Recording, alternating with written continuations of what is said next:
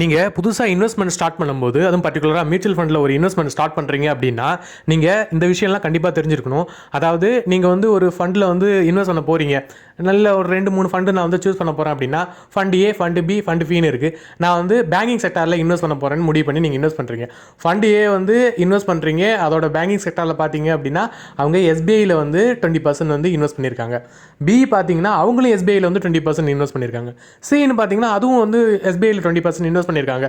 அப்படிப்பட்ட ஃபண்டு நீங்கள் சூஸ் பண்ணிங்கன்னா ரிட்டர்னும் பார்த்தீங்கன்னா சேமாக தான் இருக்கும். அதனால் அந்த மாதிரி ஃபண்டில் போகக்கூடாது. நீங்கள் பேங்கிங் செக்டார்னே போகும்போது பார்த்தீங்கன்னா ஒருத்தவங்க வந்து ஹெச்டிஎஃப்சியில் இன்வெஸ்ட் பண்ணியிருக்காங்க, இன்னொருத்தவங்க வந்து எஸ்பிஐயில் இன்வெஸ்ட் பண்ணியிருக்காங்க. நீங்கள் அப்படி மாற்றி இன்வெஸ்ட் பண்ணிக்கலாம். ஒரே மாதிரி இன்வெஸ்ட்மெண்ட் இருக்கிற செக்டாரை நீங்கள் தவிர்த்துட்டு இன்வெஸ்ட் பண்ணணும்.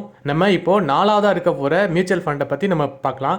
ICICI prudential bluechip fund 1 year return 42%, 3 year return 23%, 5 year return 18%. Fund manager பார்த்துக்கலாம், எந்தெந்த செக்டார் பார்த்துக்கலாம், எந்தெந்த கம்பெனிஸ் பார்த்துக்கலாம், இன்வெஸ்ட்மெண்ட்டை ஸ்டார்ட் பண்ணலாம்.